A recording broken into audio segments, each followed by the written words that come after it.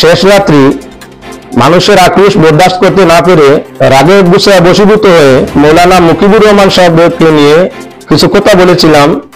ভিন্ন ভিন্ন চাপের কারণে এই সময় মানসিক খুবই অসুবিধার মধ্যে ছিলাম। তাই আমি কি বলেছি সেটা আমি নিজেই বুঝতে পারিনি।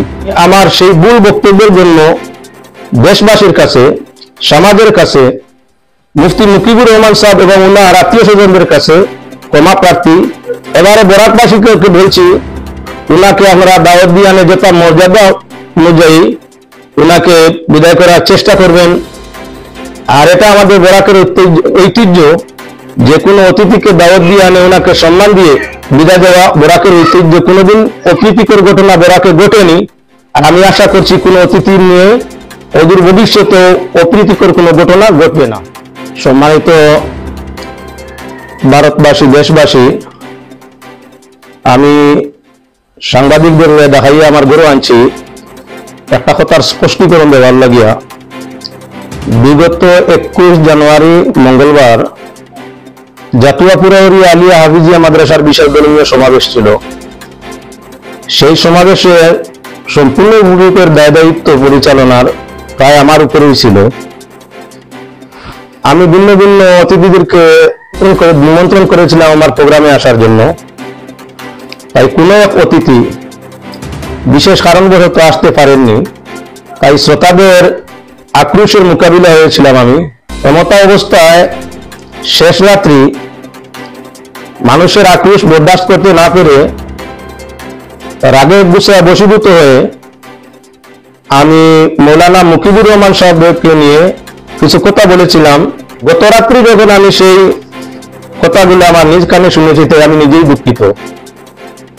একজন ধর্মীয় গুরু বা যে কোনো ব্যক্তি হোক, তার বিষয়ে সোশিয়াল মিডিয়া বা যে কোনো দিক দিয়া এরূপ মন্তব্য কোনো জ্ঞানওয়ালা ব্যক্তির পক্ষে সম্ভব নয়।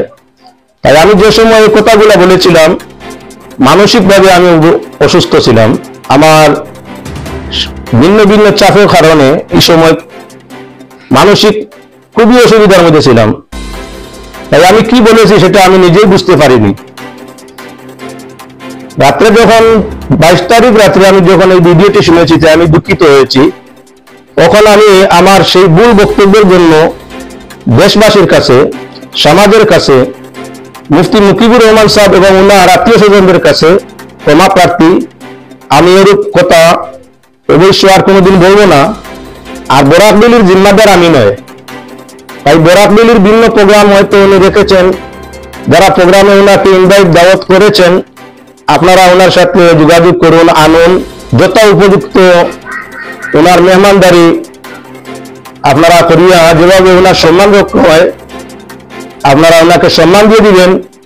দরকার হয় আমাকেও সহযোগিতা রাখলে আমিও সম্মান দেওয়ার চেষ্টা করব। আর আমি আমার সেই ভুল বক্তব্যের জন্য ধমকি স্বরূপ যে বক্তব্য দিয়েছি সেটা কোনো অবস্থায় সঠিক নয়। মানসিকভাবে অসুস্থ থাকার দরুন এটা বলেছি। আমি এ বিষয়ে দুঃখিত। এবারে বরাকবাসীকে বলছি, ওনাকে আমরা দাওয়াত দিয়ে আনে যেটা মর্যাদা অনুযায়ী ওনাকে বিদায় করার চেষ্টা করবেন।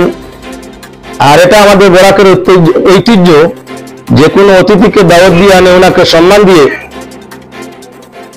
বিদায় দেওয়া বরাকের ঐতিহ্য। কোনোদিন অপ্রীতিকর ঘটনা বরাকে ঘটেনি। আর আমি আশা করছি কোনো অতিথি নিয়ে অদূর ভবিষ্যতে অপ্রীতিকর কোনো ঘটনা ঘটবে না।